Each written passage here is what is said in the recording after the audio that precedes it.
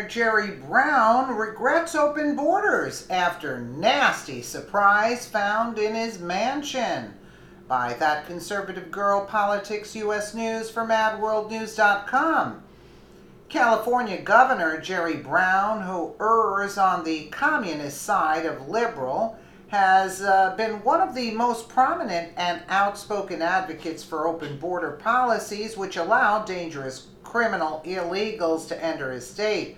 However, Brown just learned the dire consequences of these policies in a very personal way when he arrived home at his mansion to find a nasty surprise waiting for him.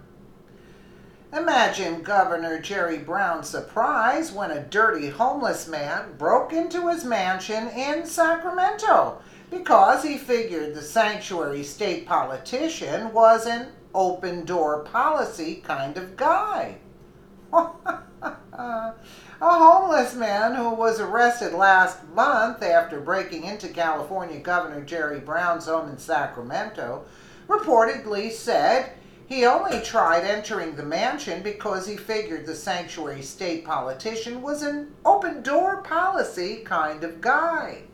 The California Highway Patrol said 51-year-old Stephen Seeley was arrested April 19th and treated at a hospital for cuts he received while breaking a window to get out of the home in downtown Sacramento, located about 10 blocks from the Capitol. Source, Fox News. In a jailhouse interview, Seeley said he ran inside Governor Jerry Brown's home on April 19th through an unlocked side door after being frightened outside by a growling cat. He's an open door policy kind of guy, so I figured the door would be unlocked, or else I wouldn't have ran over there if I thought the door would be locked, said Seeley. Once inside, Seeley said he yelled out, telling the governor to hide. He said that he then began to hear the growling again, so he hid in a closet. I can't get away. I'm in a little broom closet, so the only thing to do is to dive through the window, so I dove through the window to get away, the homeless man explained from behind bars. Seeley said he heard what sounded like the roar of a large wildcat from a nearby garbage can, before running into the home. He also said he was never approached by security before or after he entered the mansion. Though he's never been diagnosed with a mental illness, Seeley admits he sometimes hears things, but didn't want to take any chances in case the roar came from a legitimate threat. CHP confirms that a man who was behaving erratically trespassed inside the mansion. The governor was not present, and the First Lady was on an upper floor of the residence when the incident occurred and had no contact with the subject. CHP spokesperson Fran Clater said in a statement the mansion has a robust on-site security presence 24/7, according to Clater, source KCRA. I guess they were taking a nap at that point. The Golden State's homeless population of more than 130,000 people is now about 25% of the nationwide total. And cleaning up after the surging group is getting costly, topping $10 million per year, according to the State Departments of Transportation.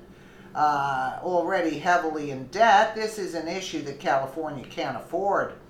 You would think that with so many people in his state already homeless, Governor Brown would see fit to tend to that growing problem before opening California's southern border to throngs of illegal aliens the state's already burdened taxpayers cannot support.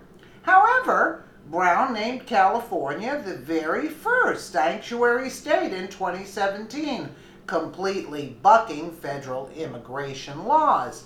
Under threat of possible retaliation by the Trump administration, Governor Jerry Brown signed landmark sanctuary state legislation Thursday, vastly limiting who state and local law enforcement agencies can hold, question, and transfer at the request of federal immigration authorities. Senate Bill 54, which takes effect in January, has been blasted as unconscionable by U.S. Attorney General Jeff Sessions, another weasel there. Even though he blasted that, he does nothing else, becoming the focus of a national debate over how far states and cities can go to prevent their officers from enforcing federal immigration laws.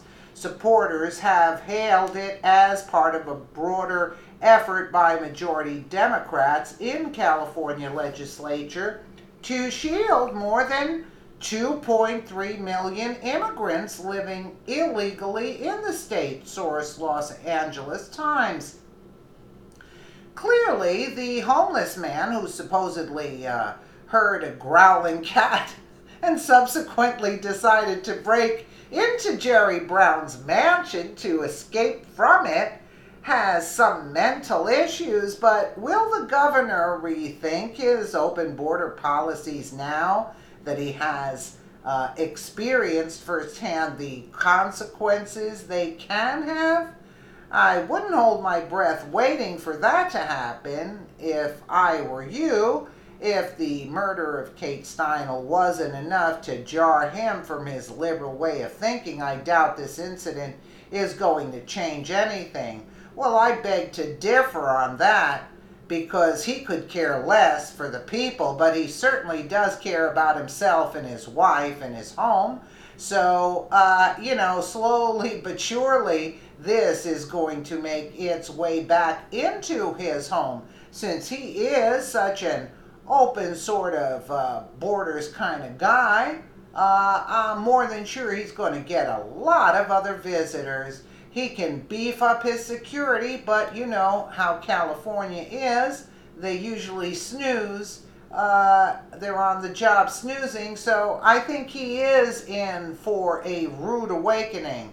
And I just pray and hope that the illegals start parking in front of those upper class neighborhoods. But you can rest assured, that they're going to clean them out from there, right?